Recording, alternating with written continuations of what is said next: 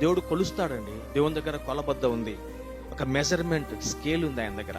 మన ఆత్మీయతను కొలుస్తాడు ఈ భూలోకంలో ఉండగా. మన ప్రార్థనను కొలుస్తాడు, మన పరిశుద్ధతను కొలుస్తాడు. ఆయన కొలబద్దకు మనం సరిపోవాలి. సెల్ఫ్ సాటిస్ఫాక్షన్ కుదరదు. ఈ గంట ప్రార్థన చేసి చాలు, కుదరదు. ఆయన మెచ్చాలి. నేను మెచ్చుకుంటే కుదరదు. నా భక్తిని ఆయన మెచ్చాలి, నా ప్రార్థనను ఆయన మెచ్చాలి. ఆయన కొలిచినప్పుడు ఆ కొలబద్దకు నేను సరిపోవాలి. ఆయన తూస్తాడు.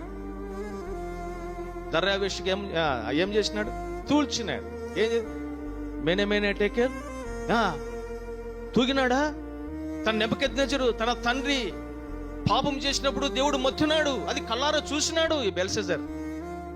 చూసి మా నాన్న దేవునికి విరోధంగా బ్రతికింటే అయ్యో ఇటువంటి శిక్ష పొందినాడే అని జాగ్రత్తగా ఈ బెల్షెజర్ నెబుకద్నెజరు కొడుకు జాగ్రత్తగా బ్రతికి ఉండాలి. కానీ బ్రతకలే, ఇంకా విరివిగిపోయినాడు.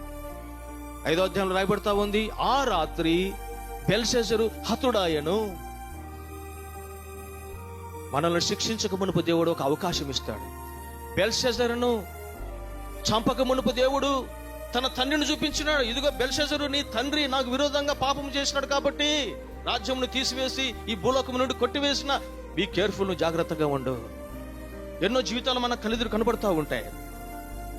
ఒకప్పుడు విశ్వాసులే, పరిశుద్ధులే కనుమరుగైపోయినారు, కనపరాకుండా పోయినారు, ఆత్మీయంగా ఆరంభించినారు. గలతీ 3:3 ప్రకారము రోజులు, వారాలు, నెలలు, సంవత్సరాల కొలది శరీరముతో ముగించబడేవారు చాలా మంది కనపడ్డారు మనకు.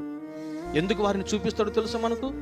మీరు కూడా వారి వల్ల ఆత్మంగా ఆరంభించినారు, వారి వల్ల శరీరానుసారంగా మీరు మరణించబాకండి, రాలిపోతారు. ఇక్కడే రండి, యెహోషువ కాలేబు వలె మీరు బ్రతకండి.